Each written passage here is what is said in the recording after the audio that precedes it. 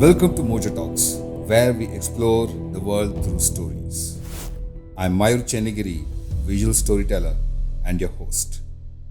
In my previous podcast, I spoke about framing and how I like to use wide frames and place my subject in the environment, and how I like to use empty spaces around my subjects. And that was more to do with street photography. But then the same philosophy extends even to portraiture, studio portraiture, right? The reason why I like empty spaces around my subject is that I like to give the viewer the space to fill their thoughts without distraction, without props.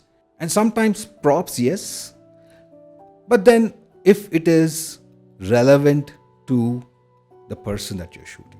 Otherwise, I just want my viewer to experience it in their own way, thereby giving a deeper meaning to the visual, right?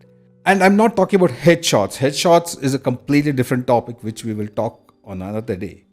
But if I'm doing a profile shot of a person, then this is the approach I would like to take.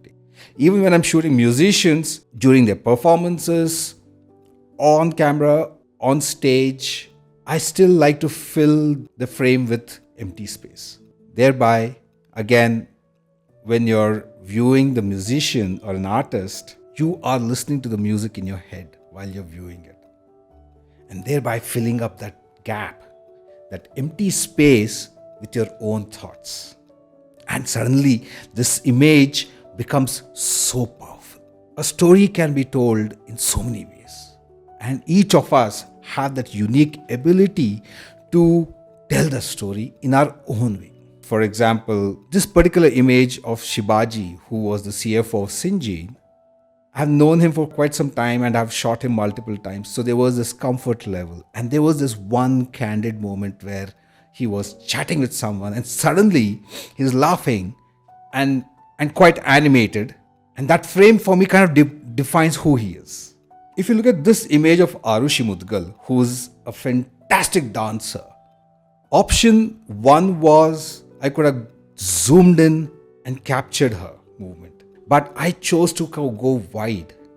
You see, I've placed her in one quadrant, thereby extending and leaving the gap. When you watch Arushi perform, she is so graceful and so emotive that you kind of get lost in her performance. But then, how do you capture that emotion into a photograph? You might be able to capture the emotion, but then how do you transcend the viewer to that moment when you captured with no music? By giving that gap, your eyes tend to lead to either the movement of the hand or her eyes, and then give you the space to fill your own thoughts. And this can also be extended to landscape photography. Imagine this, you are standing there and witnessing one of the most beautiful sunrises that you have seen. Now just close your eyes, stand there and try visualizing this. As the sun rises and the rays hit the peak, it reveals the mountains and it's so beautiful. You can feel the warmth of the rays. Instinct is to zoom and capture the peaks because of the golden light, because of the texture, because of the shadow play. But now, take a step back, widen your frame, and suddenly you have the foreground and the background being the sky, the rays, the sun. And in the foreground, you have, it could be the valley, it could be the fields. And suddenly, in that entire frame, you have the magic of the rays, the mountains, and there's also space for your viewers to interpret their emotions the way they see it. Suddenly there's a context, there's a much bigger vision to that image.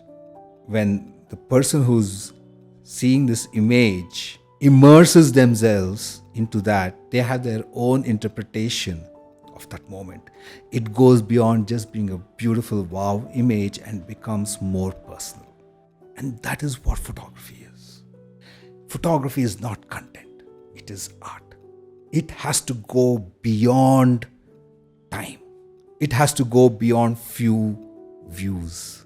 It has to be timeless.